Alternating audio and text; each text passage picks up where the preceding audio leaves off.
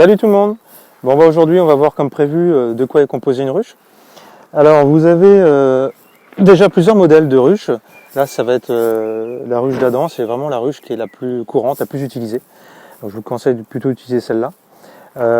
Donc vous avez d'abord un plateau d'envol, hein, c'est par là que les abeilles vont rentrer et sortir de la ruche.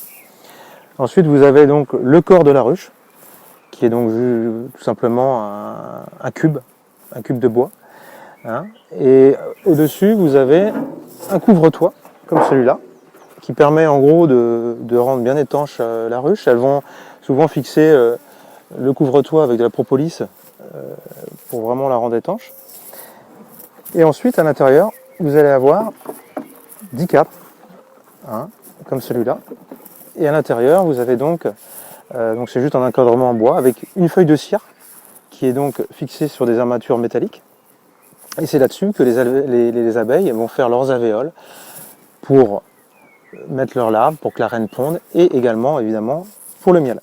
Alors attention, c'est tout ce que les abeilles vont faire dans ce corps de ruche, tout le miel qu'elles vont mettre, il faut vraiment que ça reste tout le temps dedans. Il ne faut vraiment pas l'extraire, on n'y touche pas, et tout ça, ça va vraiment servir comme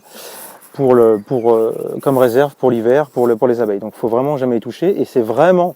Et ça je vous l'expliquerai dans une vidéo ultérieure, c'est vraiment que dans la réhausse qu'on mettra ensuite au-dessus d'une grille à reine, et c'est que cette partie-là qu'on va extraire. Voilà, ça c'est vraiment pour la réserve d'hiver.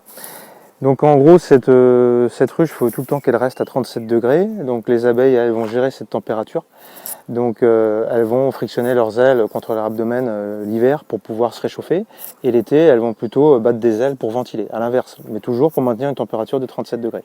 Alors évidemment quand vous ouvrez une ruche, je vous expliquerai aussi, il ne faut vraiment pas l'ouvrir en dessous de 15 degrés, voilà, 16, 17, 18 c'est vraiment l'idéal.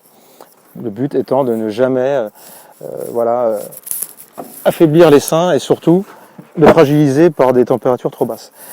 Donc voilà, je vous expliquerai la prochaine fois vraiment l'ouverture d'une ruche. Allez, à bientôt!